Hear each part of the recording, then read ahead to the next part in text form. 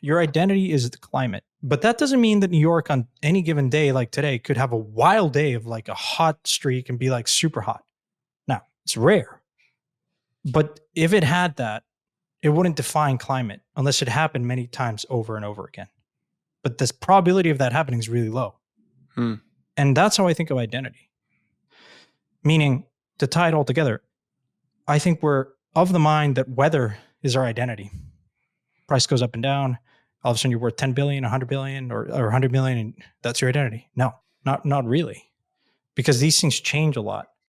If you are an Empire listener, hopefully you've played around on chain. And if you have done that, you know that transferring assets across different chains is a pain, to put it nicely. That is why we are incredibly excited to have the Wormhole Foundation as a partner of the Empire podcast, stewards of the Wormhole protocol, supporting over 30 different blockchains and 6 different runtimes. Stay tuned later in the show. We have a cool thing that you can claim, which is a Wormhole NFT just for Empire listeners. This episode is brought to you by Monad, which has not only the highest performance EVM L1 architecture ever built, but also the wildest and craziest community in crypto. Monad's internal DevNet is live and public testnet comes out soon. So make sure you join the Monad community today at discord.gg/Monad, MONAD, Monad. This episode is brought to you by Shardeum, an EVM-based smart contract platform with state sharding and auto scaling. Shardeum is designed to achieve horizontal scaling to ensure sustainably low transaction fees for you, the end user. You'll learn more about Shardeum and auto scaling later in the show. Welcome back, folks. Happy Friday. Happy Saturday, whenever you're listening. Santi, what's happening? Not much, man. Excited for this one. It's been a long time coming. Yeah. Tell us, so this is the mistakes, the lessons learned episode. You've wanted to do this episode, kind of since I've known you years ago. And, we've been talking about it more and more and more. And as the cycle came back, you started talking about it more and more. And we're finally sitting down and recording this. Why is this such an important episode to you? Because it's, I think you focus on your mistakes. And it's one of those nagging voices that you need to at some point address. And if you don't, it comes back and haunts you. And so I think it's, for me, I'm really just doing this episode for myself, because there is no better way than publicly staking stuff. And I'll get into this throughout the episode.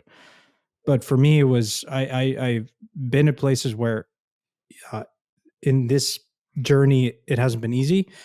And the thing that helped me the most was writing and then publicly publishing these things in my blog post. That was after the ICO boom. That was a pivotal moment in my career. I think in crypto, it really set me up for everything else that came after that. Had I not done that, I don't think I'd had any reason of success. Yeah. So I think I want to do this pod because hopefully people can take what I say here and not make these same mistakes and kind of leap forward and expedite their journey.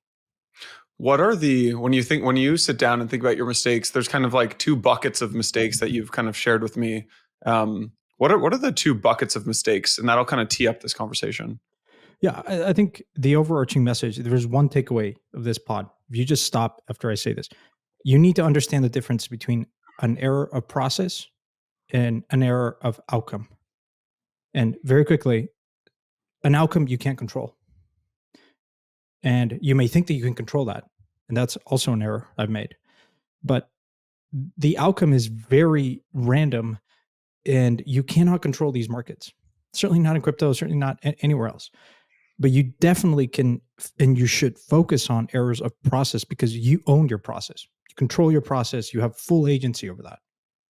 And the more that you understand the things that you can control and that you can't control allows you to develop a very robust framework for improving your process and thinking in probabilities and being very analytical.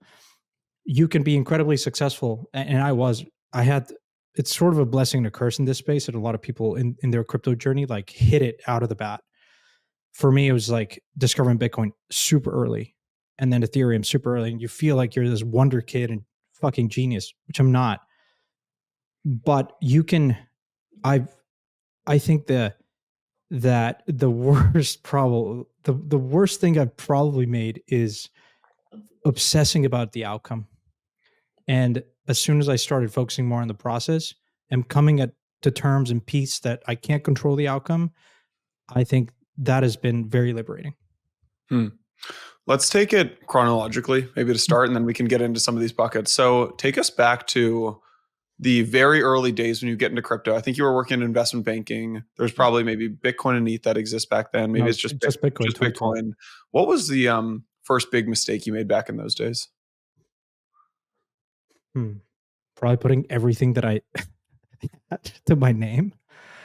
Like it sounds great now, but like it's just it consumes you, becomes your life. Like you're distracted. You're like look, I think everyone that's in crypto has a very high tolerance for risk, but it. I think you always want to do things that make you slightly uncomfortable, but not like completely uncomfortable. And so it was very easy back in the day. Like for me, my mental framework was like, if I lose this, I'll get a bonus next year, whatever. Life So moves what on. year is this? 2013? Yeah, 2013, 20. And so you Yeah, just 20. took your IB All bonus or all my bonus, put it in Bitcoin. Like was cost averaging in and bought Bitcoin, and it was like I don't know 150, 160 ish or so. Um, the worst mistake probably I did then was like not following through with like what I wanted to do. Uh, and that's why writing later on became so important, because as soon as you publicly stake something, like it kind of forces you to do something. Um, so I was like talking about Bitcoin. I was obsessed about it. I was talking to my friends, my family, but I wasn't really like. Sorry, I read the white paper and it was super interesting, but I could have done way more work to like pay attention. But you said in a prior episode, I wasn't doing that full time, and so putting like all of my bonus in something that is not full time was like not something I would probably do again. So Even was though the the outcome was fantastic, right? But it was yeah. an error of process. So okay, so I'm going to push you in this episode to kind of think like actually share like specifics and anecdotes and real things. So you put your IB bonus into Bitcoin, and then do you just sit in Bitcoin, or do you start price runs up Oh and you well, start trading like? Because the let's big think. question on Yeah, everyone's mind at this point in time, first week of March, is do I sell or do I not sell? We're yeah. I went in thinking this is a long term venture bet, and then very quickly I forgot about that and was like trading this stuff in and out, and because traditional markets you don't get this type of returns, and so you're like, holy shit, like I doubled, I tripled, wow, this is great.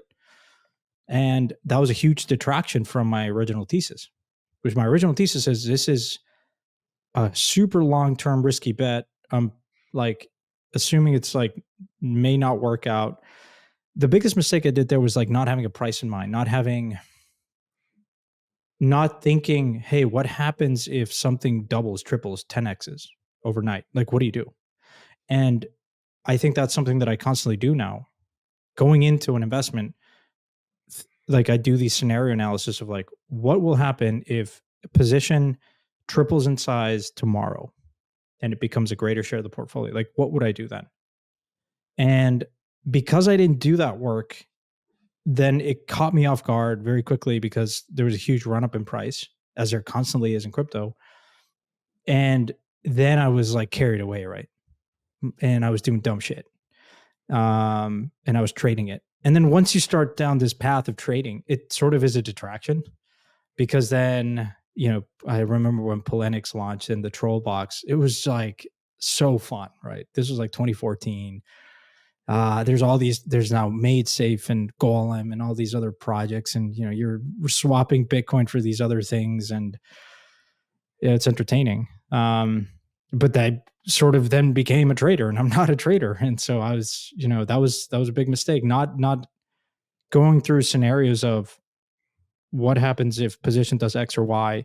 How would I manage that? And more importantly, maybe the answer is, and oftentimes the answer for me today is, you just don't do anything, but you assume that if it happens, you're going to force yourself to re-underwrite. and this is probably my biggest mistake in the space, was like buying Ethereum and not re-underwriting my thesis as the price went from 70 cents to 10, back to 7 to 18. And like, I didn't like constantly update my thesis. And so that was like very, very distracting and difficult to manage. Mm. What's the maybe less? So take us into Ethereum. Then I want to talk about the lesson. So you buy Ethereum when it's what? So do you rotate some of the Bitcoin into Ethereum? How do you think about, like, did you do all of your Bitcoin? No. I was mindful of the tax implications. So I actually called up my dad and said, "Hey, I'm investing this thing." At the time I was then at a venture fund called SageView, and I was making a little bit more money, actually way more money, and so I had the ability to put more of those earnings into Ethereum. And then I got my dad and mom to invest in this thing as well. I like, and like, funny enough, I still have this. It's like one of the best things I like wrote this email to my dad. I'm happy to screenshot it. And it said, "This is the future of the internet. Whatever you're comfortable, 25K or whatever," which, you know, is a lot, I guess. But this is the future of the internet. This is a long-term bet.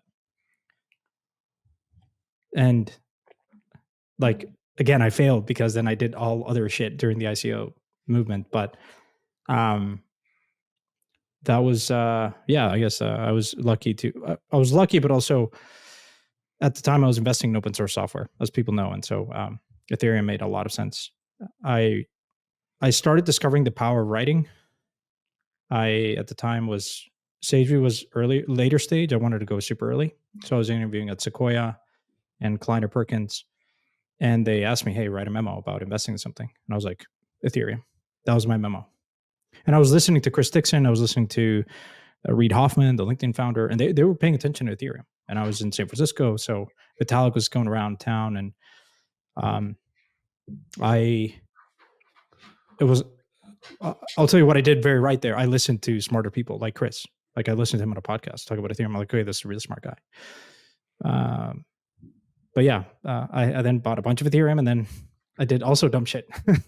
So what are the big, like, if you could kind of summarize the big mistake from the, buy Bitcoin, then you start rotating into the golems of the world, and then you buy ETH, and maybe you rotate into the IC. Like, what is the big mistake and the big lesson here? I didn't know what the game I was playing. I was an investor, and then I was a trader too, and I wasn't like honest with myself. And I think that's part of the opportunity and the challenge is that crypto is this liquid asset, like liquid venture class. And honestly, it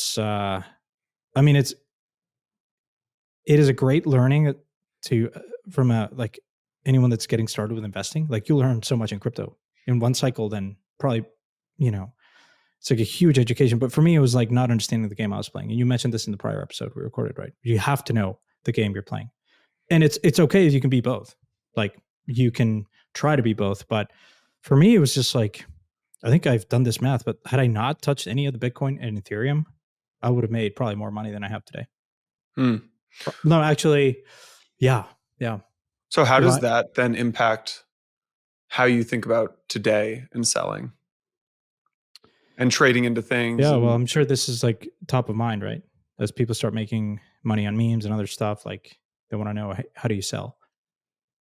There's no right or wrong answer here. And I can tell you what I do and think about,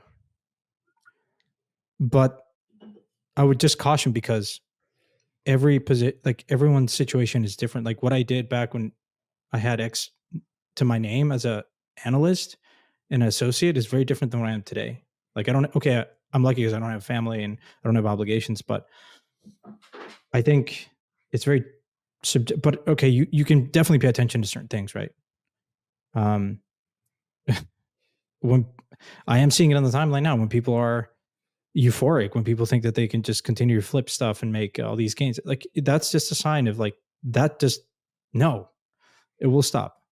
And for me, I'm okay.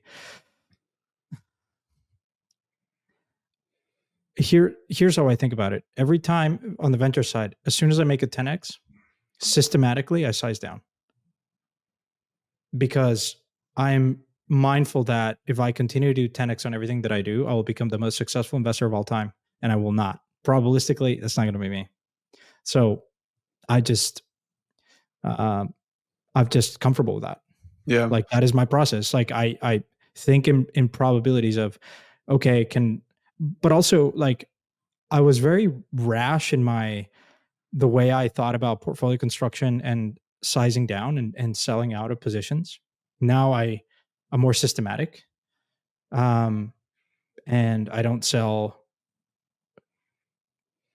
like, I'm more thoughtful in how I sell over time. And I'm battling right now with like a big meme position that I have, for instance. People could probably guess what it is.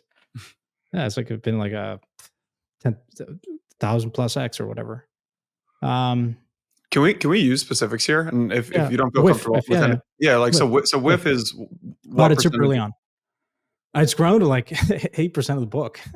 So okay, so like WIF is, so you bought WIF very early, it's, you know, Super early. 1000x or whatever, and so now it's, you know, More, 8 yeah. to 10% of the portfolio. Like, how are you thinking about selling out of this WIF position, or selling in parts, or and using those lessons that you learned in the early days? So I have a very clear thesis for, well, I have two. I only have two memes. Well, three actually. WIF, Bonk, and this random meme coin and base, Toshi, I think. But that's irrelevant. It's like nothing. The big ones are WIF and Bonk, but I put equal amounts in both. It's actually sized with conviction early on. And my thesis was, I'm bullish Solana. This outperforms Solana. Because if you're bullish Solana, then you have a similar thesis with NFTs like Tensorians or Matleans. My expression was memes are easier, more accessible for people. And it's a retail chain. It's the best place for retail. So memes will do well. And Bonk I bought Bonk a bit later. I wasn't as early as I was with WIF. But thankfully I was paying attention, and so I bought. And WIF has obviously done way better than Bonk. And today I was like, okay, it feels like, I thought like if it hits one, it'll be huge. And I had alerts. And then I was like, okay, I should probably sell. And I didn't. I haven't sold any, neither Bonk or WIF. And I'm thinking, okay, well, should I take some chips off the table, at least my principal? And I haven't. And I was actually battling this morning. I'm like, all right, shit, it hit 2, it's down to 160. I'm talking about WIF. I'm like, all right, time to call it in. Like I'll really regret if I don't take any chips off the table here. But I'm not. And the reason I'm not is because the thesis hasn't changed. You're seeing Solana now at 140. There's a ton of catalysts for Solana. So what did I do today? I woke up in the morning. Sora's used to have back pain. I'm having back pain now. I'm like, fuck, like this is like a sign that I'm like from gods that I should sell. But then I was like, all right, like I'll do something else. I'll come back to this. So I did some stretching, coffee, whatever. And then I came back and I was thinking, okay, the thesis really hasn't changed. So I'm re-underwriting it. Solana is still, 40% below its all-time high. There are at least 7-8 projects that will airdrop. That wealth effect will have a material impact and will flow into NFTs and memes. If I'm bullish Solana, I'm bullish these two. And then you can do all the moon math that everyone's doing, right? Which is, by the way, none of this financial advice. Okay. Like, so like, I'm just like sharing my process, but like, and I'm saying, okay, I think I've appreciated over time that as much as I want to believe the fundamentals matter, one of the biggest things in crypto is really this anchoring effect and the comps, right? There are comps. People are comparing cat coins to dog coins. And then within the dog coins, there's Shiba Inu and Doge that are like 35x from where WIF is. Like WIF and Bonk are like roughly the same market cap, 1.1, 1.3 billion. And I think, yeah, that's so it was a very useful, I guess it's very relevant for this exercise, because maybe before I would have just, and maybe this would be super stupid. The outcome I can't control. But I think I focused on my process here, and it's like the thesis is the same, and I think it outperforms Soul. So I'm going to stick to that. Maybe the Will question is, what do I do, right? At what point do I start selling out at whatever, and Well, because there's kind you of know, two big philosophies on when to sell. It's either when you start to see the market, you're basically looking at the kind of crypto Twitter and saying this there feels like too much euphoria. I'm going to take chips off the table, or it hits price targets, which are arbitrary price targets that you've internally set. And I'd be curious how you think about those two directions. like I certainly pay attention to the timeline a Yeah. lot, more so than before, actually. But over time, I've just like I wasn't playing memes before at all. And this cycle is really the first one where I've played them with conviction. Like, well, first of all, Parify, you can't, institutions really can't touch this except like probably Joe from Asymmetric. But yeah, like people ask, like, we can get into this fun exercise of like things I've missed, right? Chainlink was one that I missed because it was right after the ICO boom. And like they were announcing all these partnerships with Google. I'm like, here we go. I've seen this movie before. Like, it's probably fake. And a lot of people are like, dude, you should buy Chainlink, you should buy Chainlink, buy Chainlink, buy Chainlink. And at some point I did, but it was too late. Like, it was a difference between like a 300x and a not a 300x, I guess. Yeah. And those hurt, right? Those really hurt because I think you have to, like, every once in a while, I think you have to get things very right, and when you get them right, they need to be sized correctly. So, Let's um, let's actually move maybe into that ICO era, Santi, because I in your notes you put down ICO boom, not yeah. sizing with conviction, And by the way, probabilistic. did the whiff bonk thing, like, was that clear enough, or is there anything else that we should focus on? I'm actually battling with that internally right now, and I don't have perfect answers for this because it's like a very, it's difficult. It's very difficult. Like, it's not easy. It doesn't get easier. By the way, it doesn't get easier over time. Does your philosophy on meme coins change when you have more money now? Like if you, let's say you did not have as much money, like would you still be allocating to would you allocate more to the meme coins? Would you allocate less to the meme coins? Like, are you more comfortable pushing farther out on the risk spectrum because you have this safety net? Um,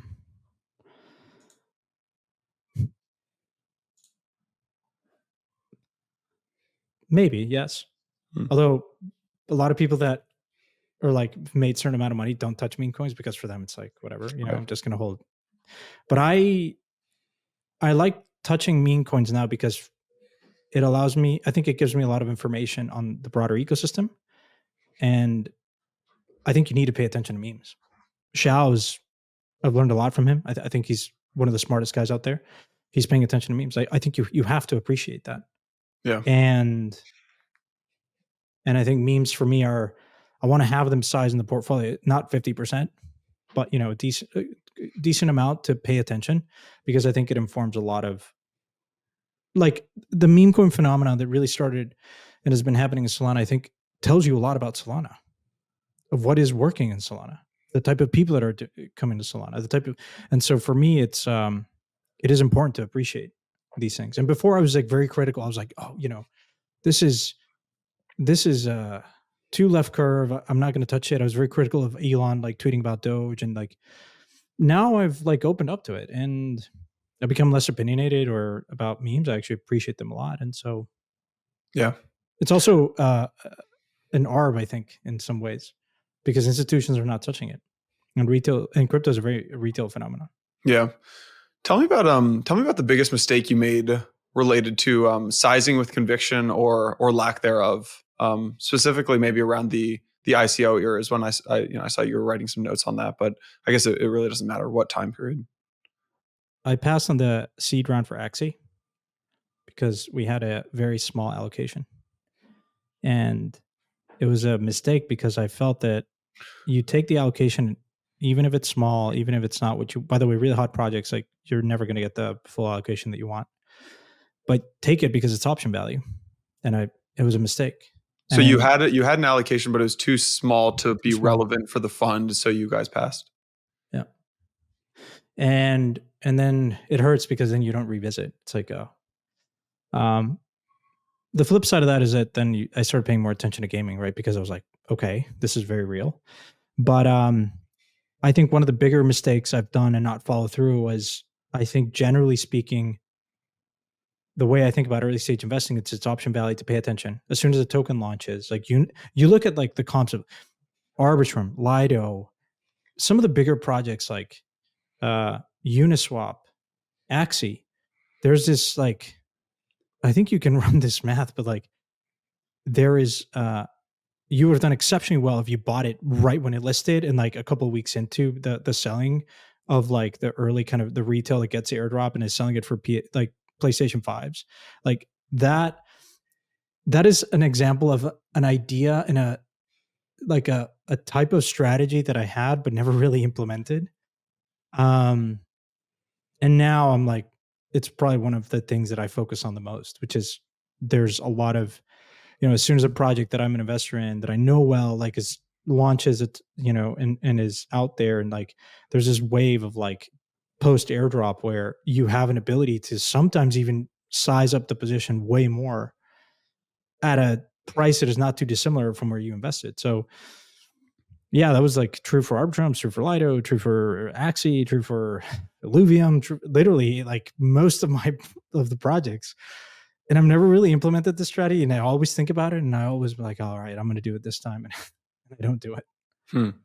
Can you say more about it doesn't matter if you're right if it's not with size? Because this is something that I'm trying to figure out in my, with my liquid holdings right now. Is I kind of feel like my book is too big, right? I've got 30 things, and I'm like, okay, well, there's a lack of conviction there instead of being, Okay, so like pause there. Do you believe that, or are you believing that because other people are telling you to believe that? No, I'm not believing it one way or another. I'm rethinking if that's the right way to handle things, because Chainlink is actually a good example. Like Chainlink to date is my best investment by a country mile, right? A guy next to me pre-Blockworks was sitting on 4chan, and Chainlink was all over 4chan. He's like, buy this thing. And this was when, Omise Go, Civic, Chainlink, God, yeah. right? This was mid 2017 probably, or maybe late. I forget, somewhere in 2017. So I bought Chainlink, but I bought the same amount that I bought of Omise Go and Civic and all those kind of things. So I made, a bajillion X. Did you buy more over time? No. Why not? Because it was growing so much relative to everything else. So let's say it was 1%, then it was 3%, then it was 7. And then, by the top in 2021, I think it was like Bitcoin, ETH, then Chainlink for me. So I was, but I didn't believe in Chainlink more than number 4, 5, 6, and 7. So during this time, how much were you doing work on Chainlink? Not just focusing on the price, but like going to Discord, talking to Chainlink, maybe reaching out to the team. Were you doing any of that? You were just checking price? No, just checking price. Yeah, same. I've done that mistake. That's the issue. That's focusing very on little. that's wishing on the outcome. Yeah, that's wishing on the outcome. And the process here would be like, you re-underwrite it constantly. No, you don't necessarily need to add to the position. Like your example of Chainlink is an example I've had with 100 positions, like literally most of them. And actually, I should have been buying more WIF, way more. I was buying more bonk. I was like, why didn't? And I was looking like, what? Why didn't I not? I was looking through the logs, like, why didn't I buy more WIF? It's working. Why? Like, why did I not do it? And so, a mistake that I did literally since November, I guess, December. Yeah. And so that was pretty stupid of me. I think, like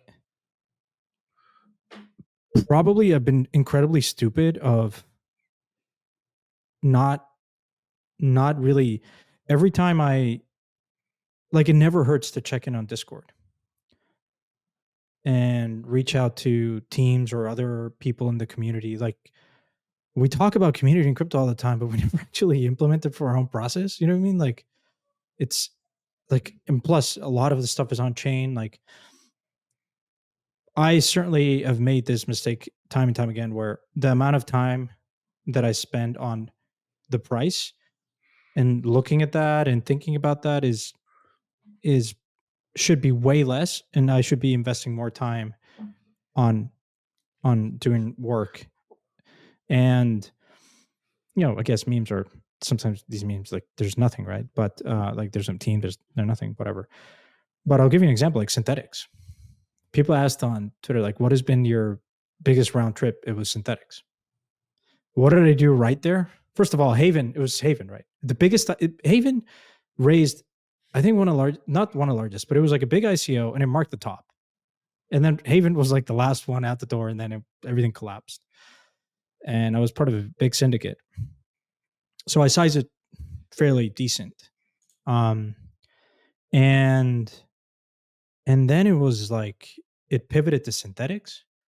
But in that process, I was incredibly lucky because they reached out and they wanted to like get my thoughts on some of these things. They probably reached out because we were just a big syndicate and they wanted to get our thoughts on things. But I became quite close with the team. But that was synthetics, Haven, then synthetics went through this, like, look at the chart. I mean, went from, that was like an 800x return. Did you sell any? Yeah, like I did over time. And oh boy, was it difficult to look at. Like Etherscan had rolled out the price to where it is now. I'm like, oh, I swapped for X amount of ETH. Oh, okay. Yeah. I left a lot of money on the table. But look, was it a mistake? No. I like the outcome was like, it is what it is. I think at least there I became close with the team and had, a little bit more conviction. But yeah, I mean, again, am I coping? Is it like saying, okay, don't focus on errors of outcome, a coping mechanism? Yeah, like it is. But I think like the key message that I want to impart here is, I mean, investing is like a more of a psychological game than anything. Like it's anyone can do math, anyone can do net present value, all this crap, cash flow, discounted cash flow, comps. Managing your emotions is the hardest thing. And I think, I mean, we can get into that, but now or later time. But yeah. So on the personal side, there was a note you put around farming and taxes, and I don't know if there's. Oh yes. Okay, let's talk about that. So, again, a big mistake, costly one at that. Not understanding the tax implications of yield, like a yield farming. Like when you deposit your ETH, and that ETH becomes wrapped ETH, and like Aave or Yearn or whatever, that's a taxable event. And did that cost me a pretty penny, way more than any yield that I farmed. Whereas if you deposit your ETH and Maker in the CDP, it's not taxable. And again, the laws may have changed, but back then it was like a big realization. I learned that after the fact. And that was, again, like not investing enough time and energy in half the battle is optimizing like your tax strategy. And it was very costly mistake. It was very stupid because I could have figured this out. Staking rewards, when to claim, right? Unclaimed versus claimed. It was it's material, right? And I think as people in this cycle, like I think you need to have a tax strategy.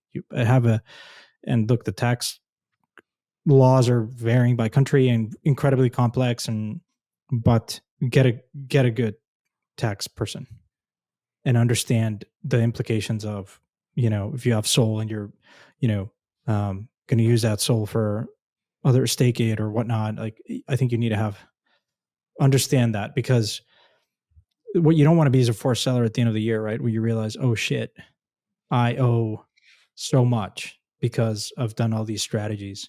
And sometimes the answer is it's better not to even engage in any of these strategies if it's going to be a taxable event. How do you think about diversify? Maybe we were talking about diversification. Maybe we can like double click one more time on that. I'd be curious, like, so this is your fourth cycle, I think. How many cycles did it take you to start taking meaningful amounts of capital out of the system? I only did it last cycle. when I left Parify, and it was like by luck, really. Yeah. Because we had a it was. very influential conversation. I don't know if I've even told you this, but this almost sounds so idiotic when I bring it up now, but my philosophy was there's things you sell in crypto and things you don't sell. Like Bitcoin, and remember that conversation probably a year ago. It's like, you just don't sell your Bitcoin and ETH. You can trade around other things. You just don't sell your Bitcoin and ETH. And you're like, that's a ridiculous statement. You have to continue underwriting your things. And I was like, no. And I think the reason I thought like that actually had nothing to do with the asset. It had everything to do with the tying crypto to my identity so much. Oh yeah. But I'd be curious how you think about both of those things, which is maybe the first is when do you take capital out of the system? But the second is probably an even bigger topic, which is like tying crypto to your identity and like how you think about that. Yeah. The best advice I've gotten when I left Parify was this guy called Ken. And I was with him at a summer house, and he's been incredibly successful. He sits, we were talking about stuff, and he said, look, insulate your lifestyle. If you can do it, insulate it. And you want to do that because it will free up your mind and allow you to be more aggressive when you don't have to worry about, paying rent or covering costs for a couple of years. And you're right. Like it always feels kind of dirty and difficult to take money off the table because, you look back and you're like, oh shit, I've sold ETH at like $1. I've sold ETH at $18. I've sold ETH at 100. Like if I'd hold on to that, I'd have like more than a couple $1 billion. Like it's just like, you're like, no, like you have to stay disciplined again. And it's a probability. Like you always need to think in probabilities. Like the odds are stacked against you after you do a 10x, after you do a 5x. Like historically, people don't make those returns.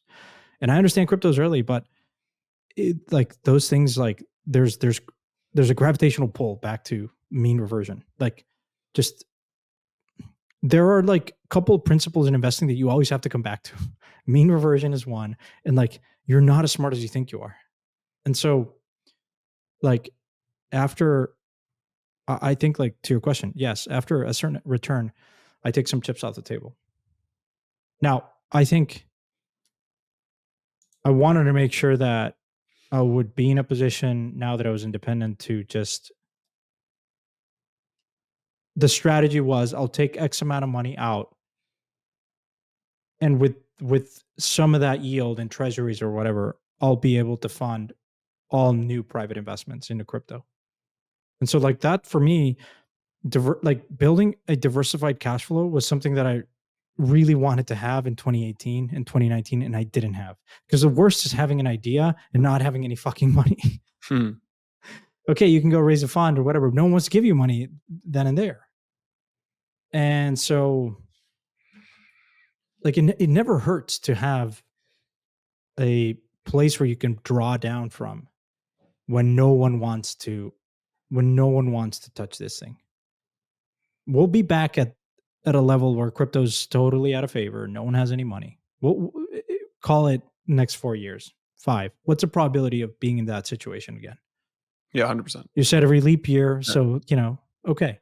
Yeah. Then you invert and you say, okay, well, then I probably should have a stash where I insulate my lifestyle. You have a family now. You're gonna have kids at some point. I don't know, but like, I've been more aggressive in funding, in investing, and moving quickly, and maybe buying this like memes or whatever, like because I've insulated my lifestyle. Like I've just put money away where it's like I don't have to think about anything else, and now I can just, so like the process that I have now is after I left Paraphrase, like I want to minimize all kinds of distractions in my life. And I went through this like ruthless process of like cutting things that were just distracting. And again, the best advice was like, just insulate your lifestyle. And having done that, I'll always be forever grateful to Ken, because I think that has allowed me to be more aggressive over the last year and a half, because you can drop, like no one wanted to invest in stuff, and, you show up and you do have the capital. Like that's a mistake I didn't want to do. Right. Because I didn't have, I wasn't in that position. I didn't have a diversified stream of cash flow in any of the prior like cycles. Hey everyone, wanted to give a big shout out to today's sponsor, Wormhole Foundation, stewards of the Wormhole protocol. If you are like Santi and I and you play around on chain, you know how bad the cross-chain experience is today. Well, Wormhole has set out to solve that, powering cross-chain transfers for over 200 different multi-chain teams, including some of the best like Uniswap and Circle. So what does that mean for you, the Empire listener? This opens up a huge number of multi-chain use cases across DeFi, NFTs, governance, oracles, and more. By supporting over 30 different blockchains and 6 different runtimes, including Sui, Solana, different ETH L2s, Ethereum, and a whole bunch more, that means you have now the most powerful interoperability platform at your fingertips. If you're a developer, you'll be excited to hear that Wormhole provides an extensive suite of tools and infrastructure so that you can securely build multi-chain applications. But don't just take our word for it, obviously. Wormhole protocol leads the industry in all-time messages transferred with over 900 million cross-chain messages. 900 million, that is close to a billion, and that's a big number of messages. As a thank you, Wormhole Foundation is dropping exclusive NFTs. That's right. We got some exclusive NFTs for Empire listeners. Hit the link in the description to claim your unique Wormhole NFT today.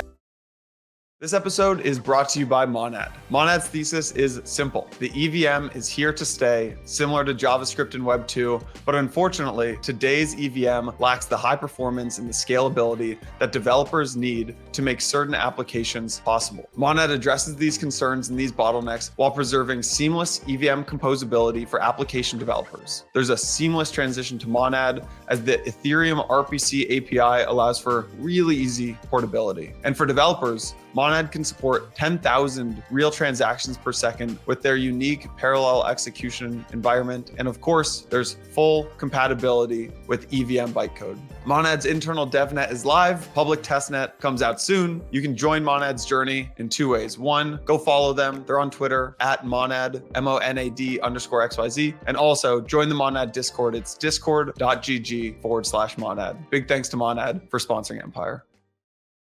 This episode is brought to you by Shardeum. Shardeum is an EVM-based, linearly scalable smart contract platform that provides low gas fees while maintaining security through dynamic state sharding. Shardeum's auto-scaling works by automatically adjusting the resources of the system or the application based on predefined rules and metrics. What this means is that when an application on Shardeum goes viral, gets big, right, the network reacts by independently adding more active validator nodes from the standby node pool to increase throughput capacity. This does 4 things. It lowers energy consumption, lowers cost, improves load management, and protects app failures. You can learn more about Shardeum or even spin up your node at shm.gg/validator. That's shm.gg/validator. Big thanks to Shardeum for sponsoring Empire.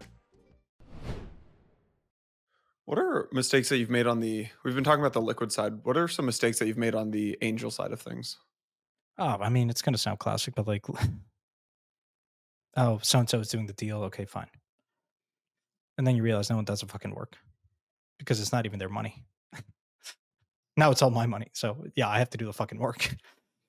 I mean, maybe I'm exaggerating, but like, you know what I mean? Like, oh, like you become a bit complacent. It's like, oh yeah, like tier 1 fund is doing the deal. So yeah, sure, I'll invest in it.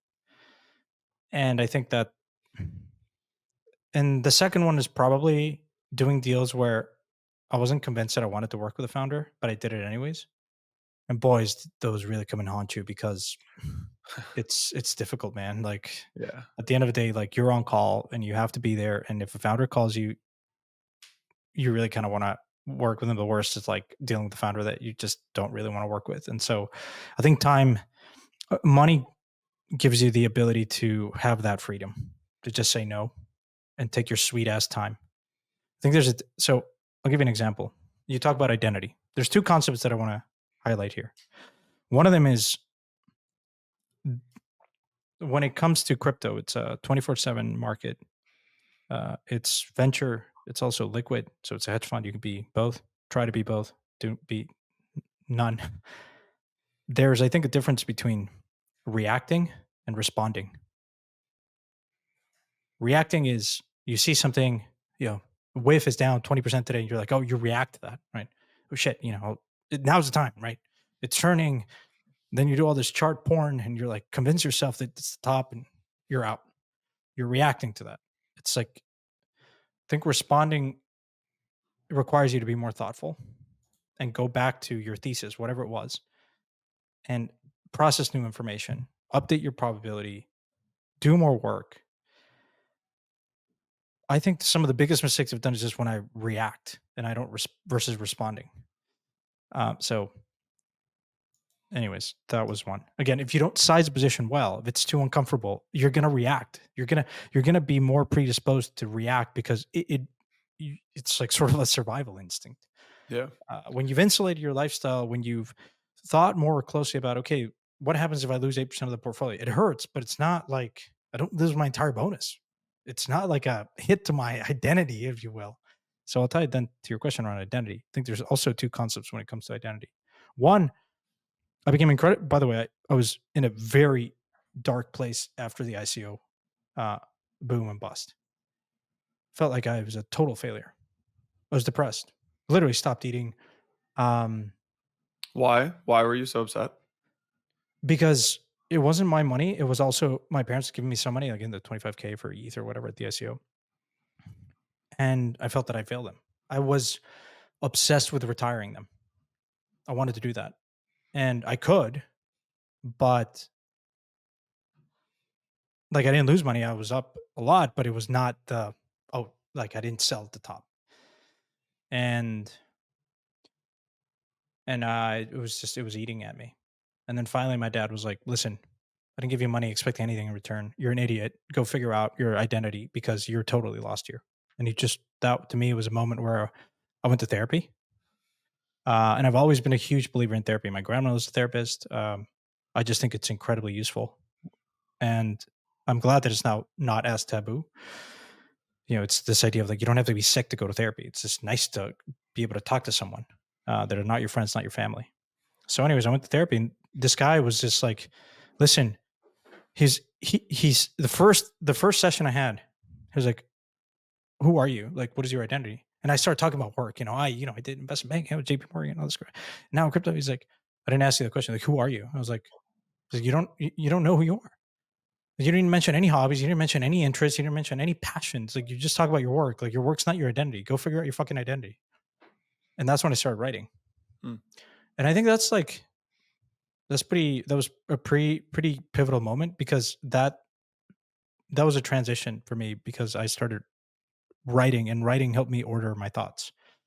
Not only all the mistakes I've done in crypto, that entire journey, and then you start realizing stuff. And then also at some point, pressing send after the first session, I published my first blog post, The Summit. It's on, people can go look it up. And I ran to this coffee shop, wrote it down, posted it. I was like, fuck it. I just need to get out and publicly stake what I think because that will hold me accountable. And that for me was the mechanism to get out of that rut. So I guess tying this identity thing, two concepts that have been helpful for me. One is I think we are conditioned to think that we can't feel a certain range of emotions. We think that investing is so clinical. No, it's an emotional game. But more importantly, I think we were like, society tries to desensitize ourselves. Be like, you can't feel intense emotions. All of a sudden, you can only feel like a narrower range of emotions. I'm like, and I think like the therapist said, look, you should allow yourself to feel the entire range of emotions. Like you can have rage. That doesn't make you a terrible person. You can feel sad about something. It doesn't make you depressed.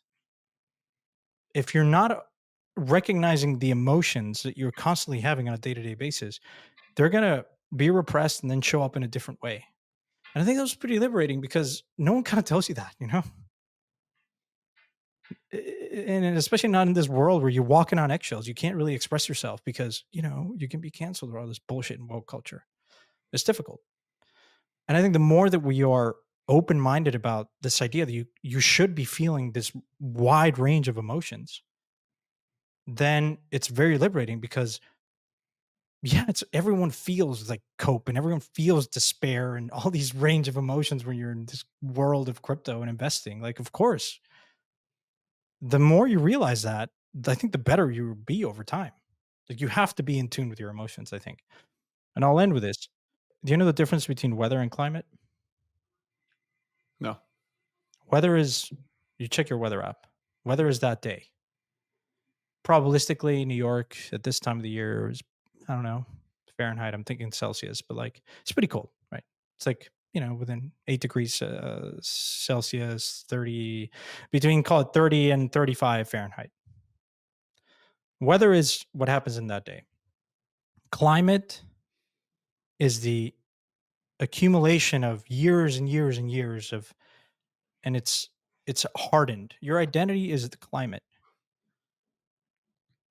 But that doesn't mean that New York on any given day like today could have a wild day of like a hot streak and be like super hot. Now, it's rare. But if it had that, it wouldn't define climate unless it happened many times over and over again. But the probability of that happening is really low. Hmm. And that's how I think of identity. Meaning, to tie it all together, I think we're of the mind that weather is our identity. Price goes up and down. All of a sudden, you're worth 10 billion, 100 billion, or 100 million, and that's your identity. No, not really, because these things change a lot. And climate, again, your identity is something that is way more hardened and complex and slower moving. And so, yeah, I don't know if that makes sense, but at least that was useful for me to understand that because I think structurally, like, it is very liberating when you can start feeling okay about feeling all these kind of other emotions and being aware of them. Not necessarily reacting or whatever, just observing them. Like, okay, right now I'm not feeling that great. That's okay. What is the emotion that what is the worry or fear today? Because financially you're good, right? But and we can cut this out of the episode if you don't want me to share this. But you shared this thing with me like a year ago. You said, "Look, I don't want to feel now that I'm not a verified.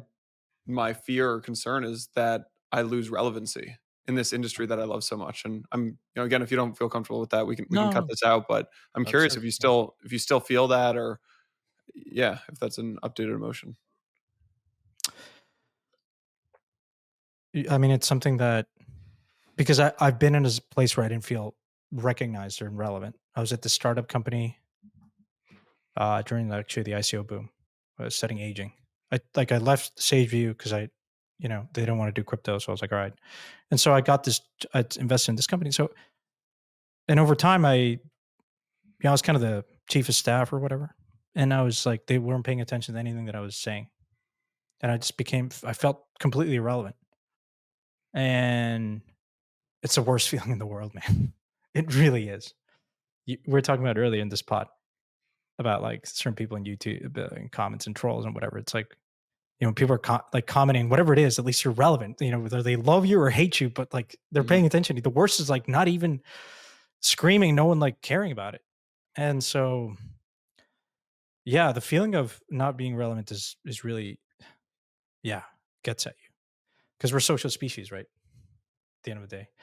Um, it was a fear when I left Parify for sure. But honestly, the best thing and the most rewarding thing that I've done is this podcast. Is it perfect? Absolutely not. Do I ramble? Fucking yes, all the time. We're 40, 50 minutes in, and I think we got another, couple, I don't know. So yeah, I'm not perfect. But it's just very rewarding. Um, so yeah, no, it's not a mistake, I guess. Yeah. It's Let's get back into maybe some of the on the investing side of things. Like, what is the it's almost a couple rapid fires for you. What is the biggest rug or mistake related to getting rugged that has ever happened to you in crypto? FTX. I had some money there. I was running the New York Marathon. I should stop running these marathons, man. And You do someone seem to either be injured or lose money 10 around marathons. yeah, seriously, man. I love it. No, I wouldn't stop running. Um, Yeah, and I came back. I actually didn't even finish that marathon, man. Out of all things, came back to my room and someone pinged me and said, "Yo, I think like this FTX is really real. It's going down. Like, just take your money out." And I was like, "Oh yeah, I'll do it later tonight." And I punted it, but that difference was it cost me, or I guess it won't if we're all paid out. But yeah, yeah, it was just I'll add nuance because I just said that you shouldn't react, you should respond. But sometimes you have to react when it's a matter of like life or death. When there's smoke, there's fire, you know? And when like 3, 4 different people are telling you about it, it's like pay attention. Independent nodes in your information network are telling you that there's something wrong with FTX. Like there's probably something wrong, you know? Like listen to that. So yeah, that was probably the biggest rug. And I should have withdrawn, and I just didn't. So again, thankfully, it wasn't like a material part of the portfolio, but it just still it hurts because you're like, fuck, I Yeah. could have done it. Thankfully, I became hyper paranoid about that and took my money out of Silvergate the next day, all of it. I was like, I don't want any of this, and so yeah, What is the biggest paper hand you have ever had? ETH, man, ETH and I have had a quite the relationship. The I whole year of sold. therapy just for I Ethereum. panicked when Vitalik sold, when it was $18 or something. And it came out and I was like, okay, game's over. And it just becomes my identity was tied to ETH. Like I was thinking that I was gonna retire because and it was just like it was Is very this when he emotionally sold consuming. is this when he sold it to Novogratz? Or I, I forget if he sold it to Novogratz. I don't know if that was the time, but there was a big announcement when he sold, and it was like around 17, $18. I think Novogratz probably bought before.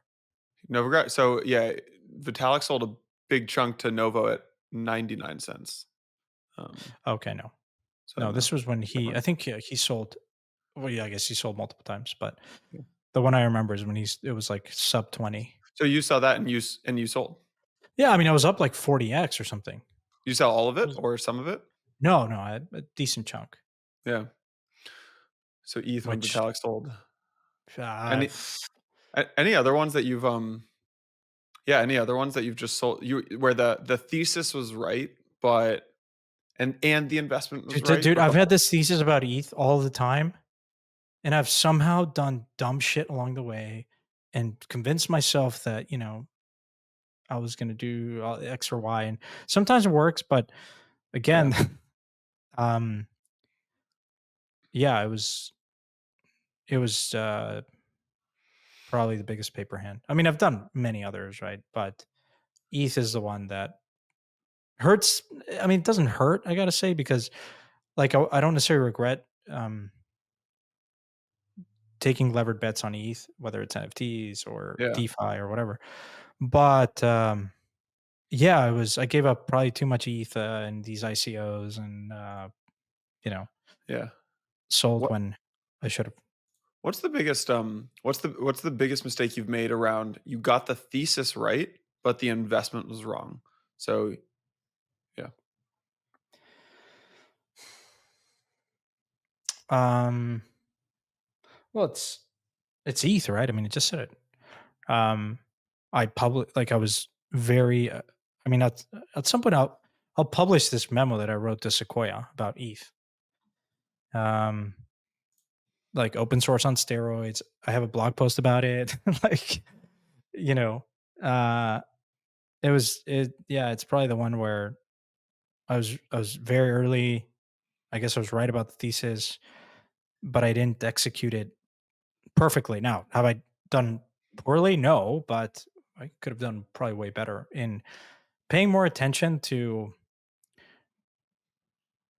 And the problem with these questions is that like hindsight is obviously 2020, but I think I probably should have realized during the ICO boom that like this sort of fat protocol thesis of like ETH at the end of the day is this capital formation machine, and it will benefit a lot. Like um I'll tell you like a thesis that I got completely wrong, and then I appreciate it maybe to give listeners another anecdote. But I think one of the bigger mistakes I did during the ICO boom was like investing in things that had way too many dependencies.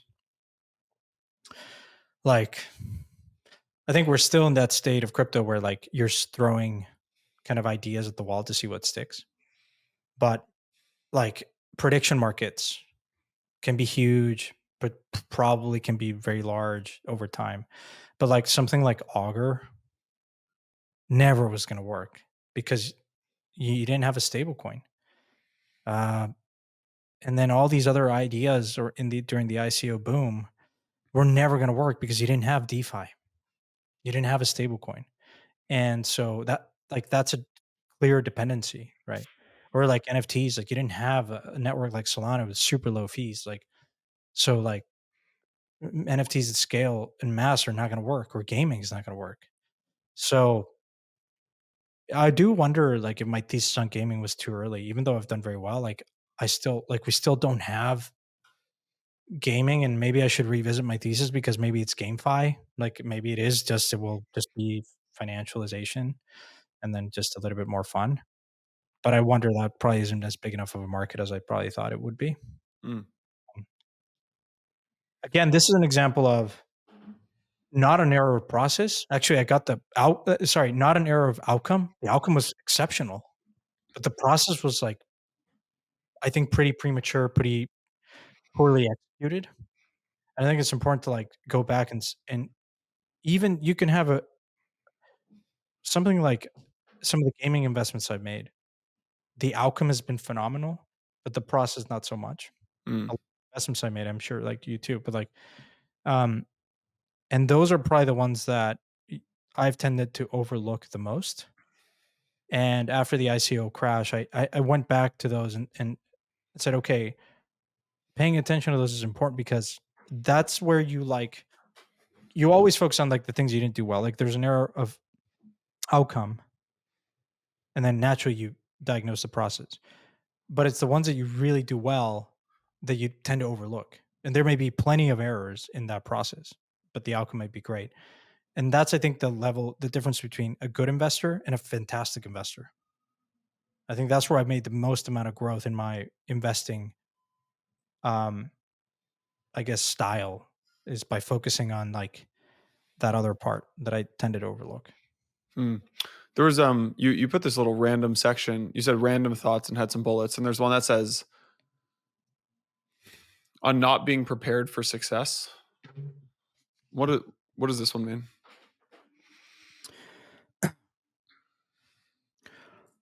Yeah, I think a lot of people are afraid of being successful, just fundamentally. Um, I've seen money change people very quickly. And I think you can be afraid, right? Like, okay. I now seeing in the timeline, people are saying, oh, my portfolio is at all time high, but I somehow feel the worst. It's not uncommon. And I think money can be incredibly liberating. It buys you time. It can be like it is the best thing in the world, I think, because it allows you to money is energy. But I think it's worthwhile investing in thinking what would happen if you were to all of a sudden wake up and you had the amount that you dream of. And questioning w- the things that come to mind first. Um Mm. and questioning if your identity is tied to a number. Mine was at some point, and it's not now. How much has your happiness changed from cycle 1 to 2 to 3 to 4? I think I'm quite happy generally. It's improved for sure. I'd be lying if I tell you that making more money did not make you happier. I think anyone that says that money doesn't make money contributes to it a lot. Like owning, I'll say this, owning my time has been probably the biggest contributor to my happiness. Just that.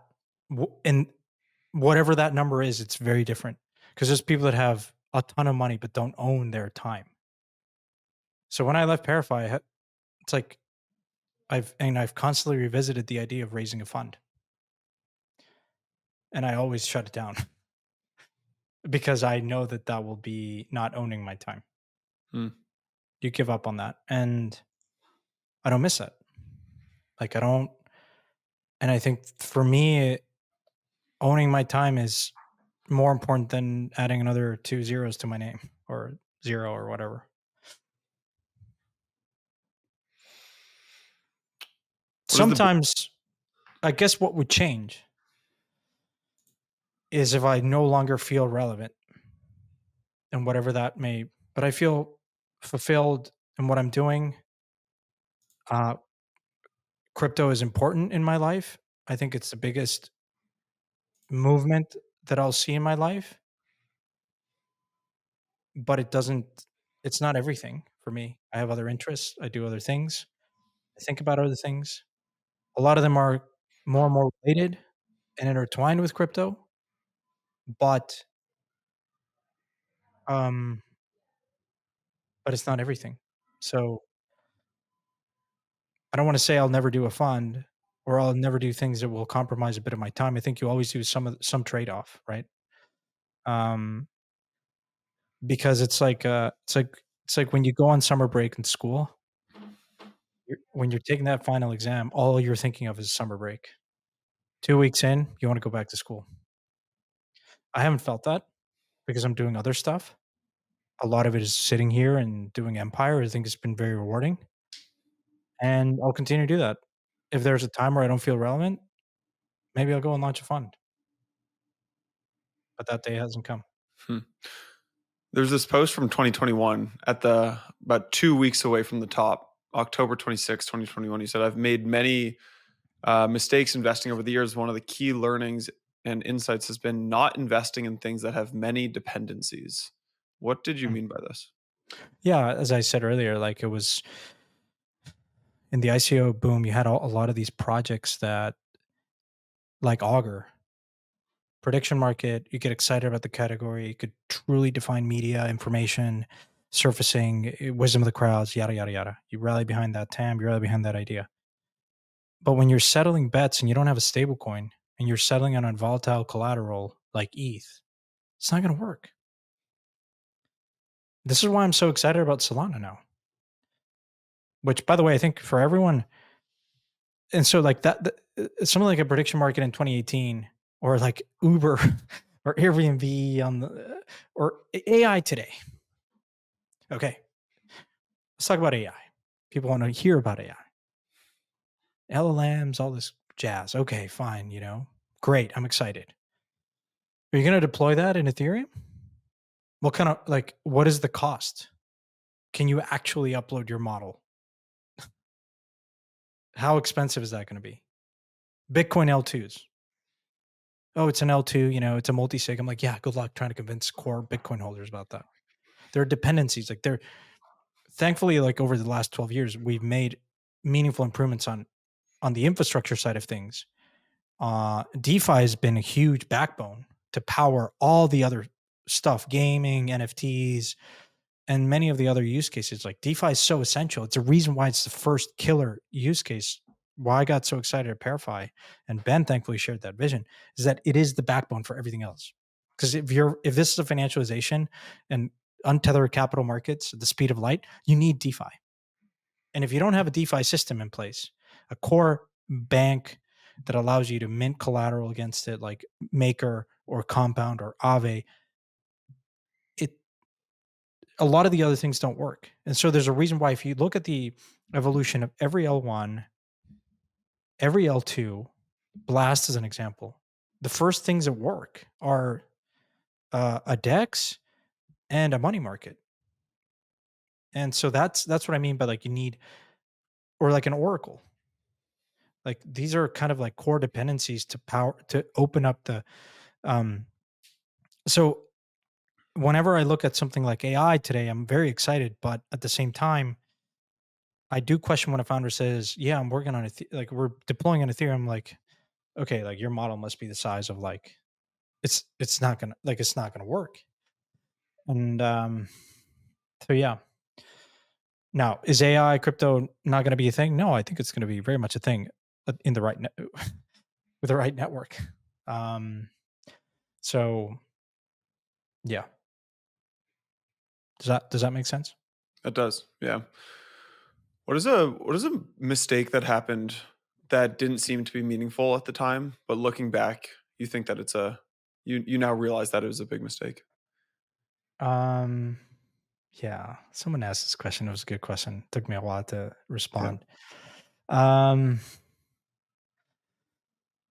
so of course, it's a difficult question because um, the bias is to think focus on the outcome, right, and not so much on the process.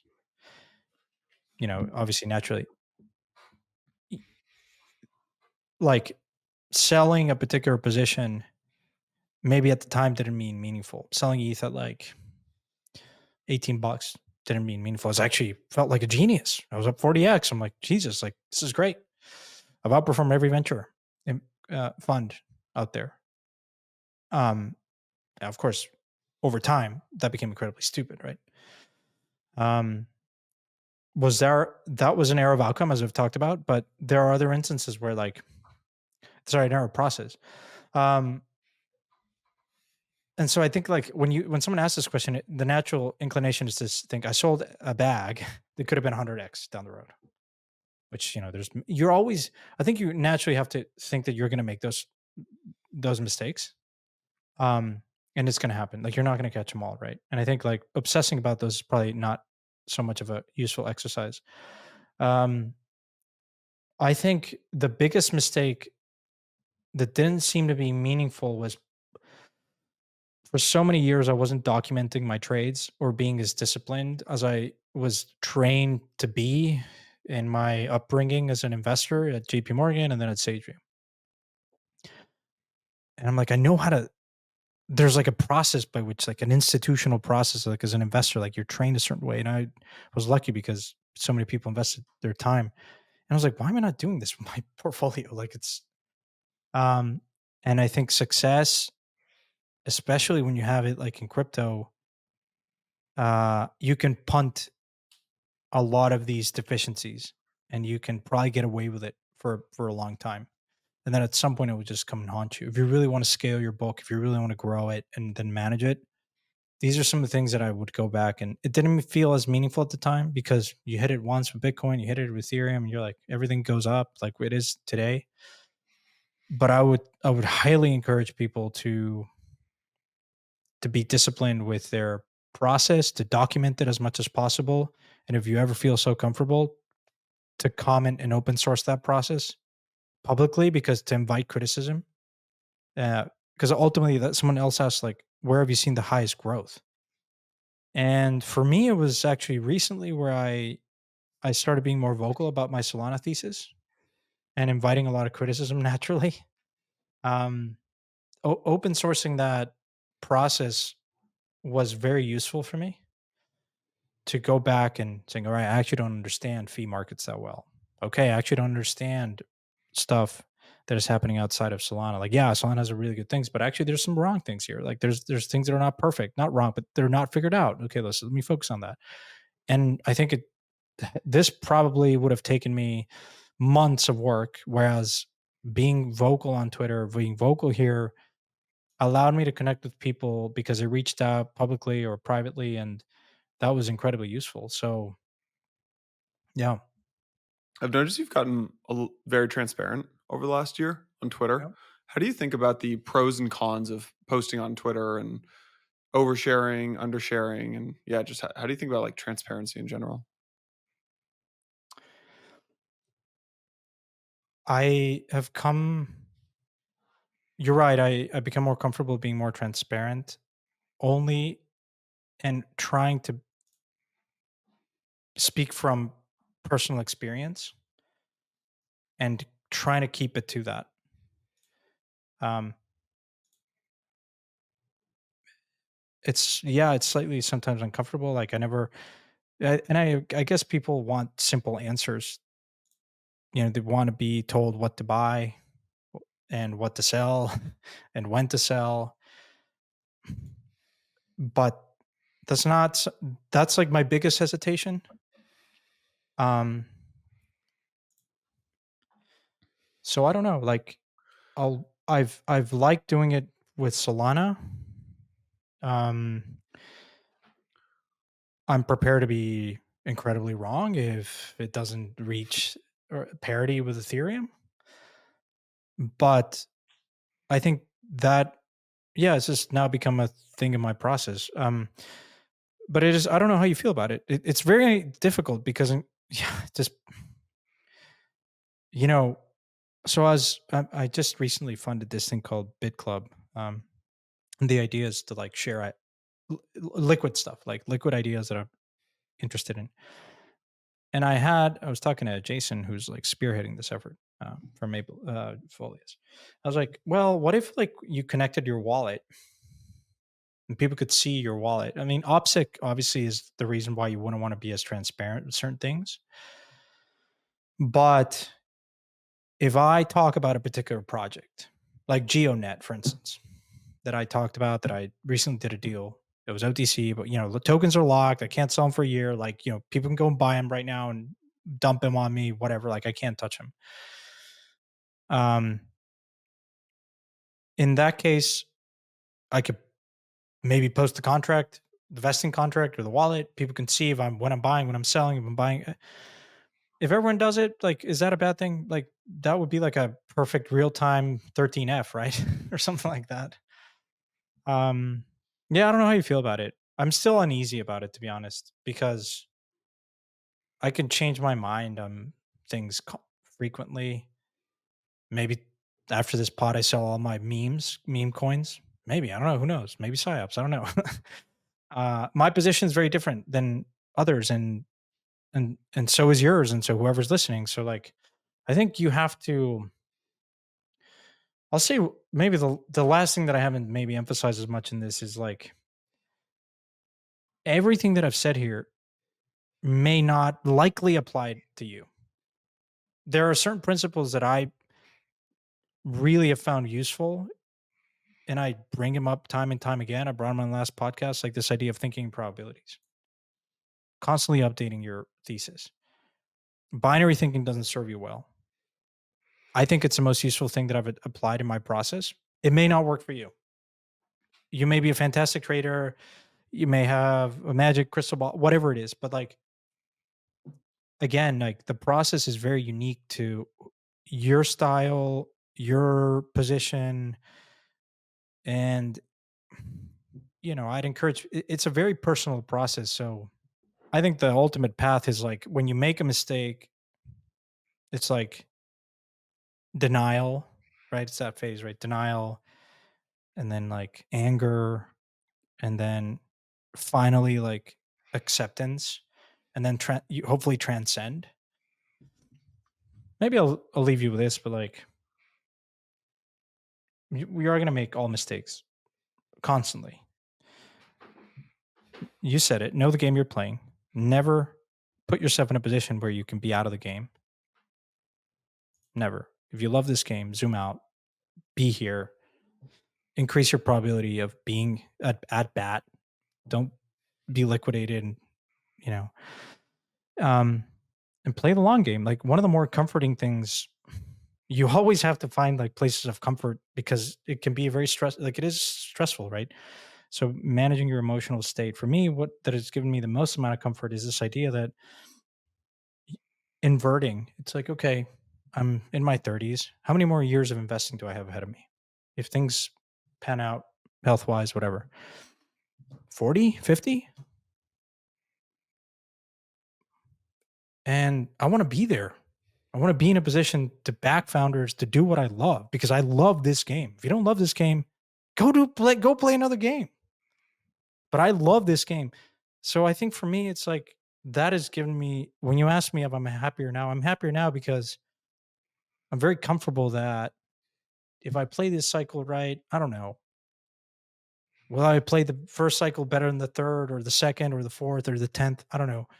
But I want to be here for the next 30, 40, 50 years.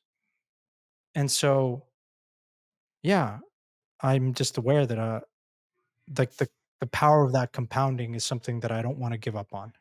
Yeah. Uh, Before I would have told you I want to get to a certain number. I've been there. and I want to get to 10 and then 100 and then a billion and then 10 billion. And it never fucking stops. Um, but the most rewarding thing, literally the most rewarding thing that I've done is doing the podcast.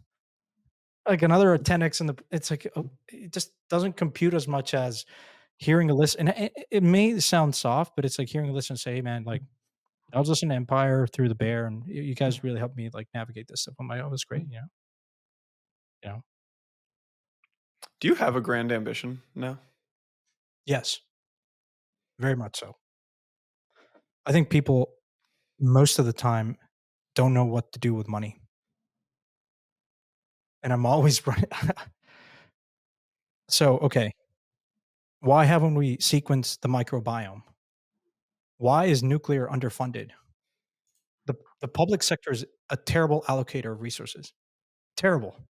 Even the private sector. I understand Piketty and you can be compounding and earning 5% on like billions and billions of dollars, and then you can go buy a private yacht for like 330 million bucks and spend 10% of your you know, it pisses me off when I see that. Not to each his own, right? I'm not going to judge you. But I think there are very neglected pockets of this world that deserve money to do more research, to pursue their ideas. And it's a coordination problem. Crypto helps with coordination. I want to make more money because there are a lot of things that I want to pursue. Money is like a really high density thing. And the more after a certain level, I think you start playing it at like the chessboard. You can start moving pieces. Like when Bezos or Elon were deciding when to build their factory, a lot of states came to them and offered this crazy incentives. I think that's really powerful because you impact a lot of people and you have a lot of decision making power. And so, yeah, that's nuclear and sequencing the microgrime for whatever. There are two ideas that I've had for a long time. I want to pursue them. It's going to take much more money, but it's like they're neglected, right? Think about like crypto is very neglected, contrarian still. Nuclear, you and I share this passion for it. So there's no reason why like it hasn't been. Why aren't we investing billions of dollars in nuclear? Why are we throwing away into fucking solar panels and winter like that degrade in 3 years, not 10? And it costs more energy to produce than they'll ever make in their entire fucking life. It makes no sense. Like literally, it makes no sense. But here we are. Yeah. Narrative problem. All right, man. This Oh has been yeah. great. Any other last thoughts, words, lessons, mistakes that you want to share? Maybe I mean, I've been talking for a long time. What is maybe one or two mistakes that what's your worst mistake that you've done? Mm, 2017, I bought a bunch of ETH on credit cards. You Then get a lot of points. send all that ETH over to my Ether wallet, load it up on some ICOs. 1 out of 20 ended up working, which was Chainlink. Um, and then had big old bag of credit card debt right as we were launching Blockworks. Um, yeah, I'd like maxed out like 3 credit cards. So that, Wait, but then what happened though? You were forced to sell? I just slowly I know I just ate like I think it was 24% APR, 20% APR, just ate that for years, or not years, but for a long time, paying that off basically, and just paid it off month by month, month by month. But that was And there wasn't yield farming back then to make that carry trade. no, no. And Carry trade. Mike and I at the beginning of Blockworks paid ourselves like the minimum wage of New York basically. And in 2019 when the bear market got really bad, we stopped paying ourselves. That was like 3 years into the business. We literally cut our we cut our pay to zero. Um, and but I had credit card debt, and so that was definitely tough. That was a hanging mistake that lasted for a while. That was one. Another one was probably we did things at Blockworks that I don't know if there were mistakes, but um we chased because we were bootstrapped. We thought we had to chase short-term cash, and we probably over optimized for that. So we did things like, we hosted the Multicoin Summit in 2019. Oh yeah, I remember Like that. In Multicoin Half Moon hired Bay? what? At Half Moon Bay? No, the one at Cipriani in New York in Oh. 2019. So Oh, like okay. they hired Blockworks to host the Multicoin Summit. That's that's not the game we're playing. That's an outsourced event services Yeah, business. you're Like not an events coordinator, you're a media no, like company. that's not our business, but we did things like that. We in 2019, I think it was, or 2020, we like basically started a influencer marketing agency on the side to for we literally almost had hired a head of influencer business to like we had 300 people on this spreadsheet. Yeah, I won't name names, but like BlockFi would come to us and be like, "Hey, I want." Guarantee you I was not there in that list. The first time I think I ever messaged you was to see if you wanted to get on, and you didn't even respond to me. I'm pretty sure. Um, but we'll have to check the chain, check the DMs. But maybe I As far didn't as I even. remember, you shot down my idea to do a DeFi pod right Oh, before that was DeFi the first started. time we talked. Yeah. That was the first time. So, anyways, there was that. I mean, we another mistake that we made was like not investing in content, our own content, or not taking a bet on ourselves. So the early Blockworks business, we would go host podcasts for other people, right? Pomp and Selkis, Meltem Demirs and Joe Carlson, Mm. Charlie Shrem, Wolf of Wall Street. We had all these outside shows. We had to literally start over in March of 2021. When we launched Empire, that was the first time we'd ever created an in-house show that we owned. And so that was Really? 3.5 years of building where we had built other people's shows. And it was great because it allowed us to bootstrap the business. And those shows spit off, lots and lots of money. And a lot of those shows made millions of dollars a year. But we had no leverage and we didn't own the IP. So we had to basically start fresh. So we did a lot of those kind of things to where we are kind of chasing the dollar, not understanding the business value that we were creating. Um, Yeah. those are some of the ones that come to mind. Hiring from big this is probably one that a lot of founders are going to make this cycle, but hiring Yeah, from big I name love this one. companies, right? We've hired from basically any time we've hired from a big TradFi company, it doesn't work. Like I think that's it, like the data is very compelling, like for most organizations, right? yeah. I mean, you wanna like, okay, you wanna kind of think about the next level of your company and maybe hire there. But when you hire like 7 steps ahead, it doesn't work. So let's say Blockworks has 60 employees right now. When I'm hiring, I am trying to think about people who, have built companies from 50 to 100 people or are, head of functions at 100 and 150 person companies. But when you hire, if we went and hired the head of sales from Bloomberg, right? That's a 100,000 person company with the Bloomberg brand on it. So it's literally a different life that this person is living. So yeah, that's a mistake that we've made a couple of times and have learned the hard way over and over again. I think crypto is a great training ground. I think I'll close out by saying you should be making mistakes. If you're not making mistakes, you're not taking enough risk. You're not putting yourself out there. Like the best investors, the wealthiest people in the world, I know it's cliche, but a lot of them have nearly bankrupt on certain things, decisions that they've made.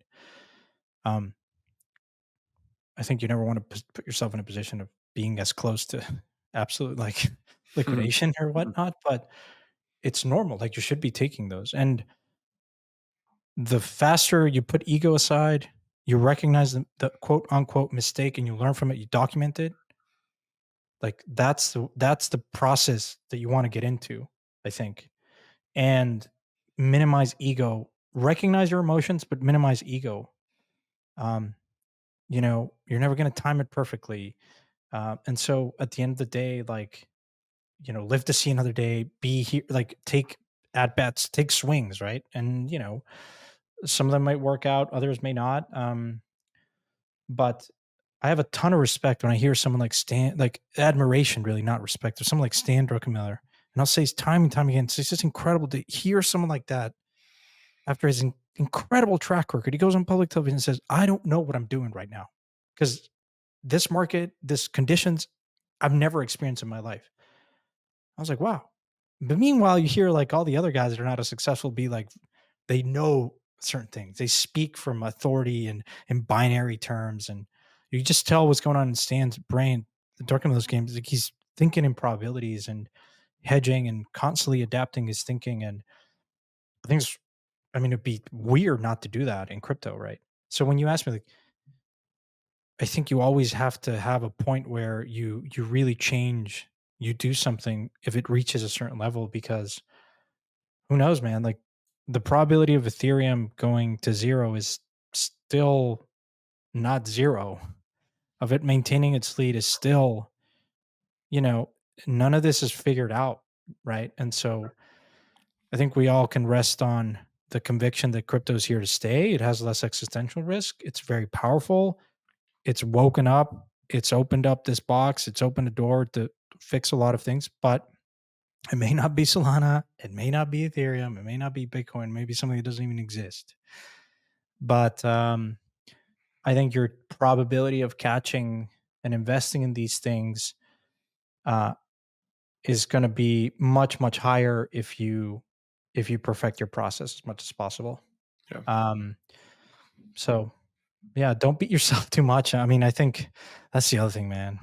When you make these mistakes, it's like, it's really you that's your worst enemy. You're beating yourself up as much as possible. I'd highly encourage. The key takeaway for me is therapy's been some of the best investment I've made. And exercise. I will say my mental health in this cycle compared to last cycle is night and day. And it's because of Exercise. like heavy lifting, I would say, for me. You and Tolly, Yeah, I talked to Tolly about this. He's trying to hit the 1,000 club. I'm trying to hit the 800. So yeah. He's got a few years on me, but nice. yeah, I can't run. I can't run. I got these long, lanky legs. Yeah. That's why you're so critical of me running marathons and stuff. Because I can't do it. All right, man. Well, I appreciate you sharing. Yeah, look, hopefully it was useful. If anything, it'll be useful for me because I'll go listen to this again and again and be like, oh God, why did I say that? I'm so stupid. So maybe this was a whole mistake, or maybe it was the best thing that I've ever done. Who knows? Yeah. Time will tell. No, it was great. I have to end, as we always end, on the content side of things. So I recommended Avatar on the last episode.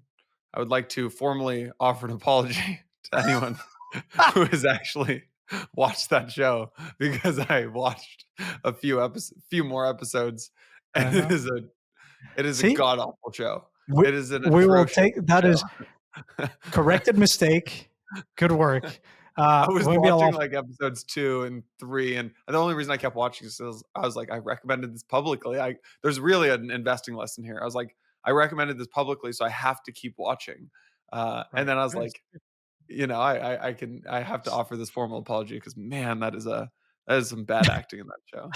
So I heard Shogun is really good, inspired by the novel for Jace Clavell, which is one of my favorite. It's on Disney Plus. It's on. I'm watching it on Hulu, so I'm an episode and a half in. But is it good? Yeah. It's pretty good. It's pretty good. Okay. Someone recommended it. Mert said it was like the best show of all time or something.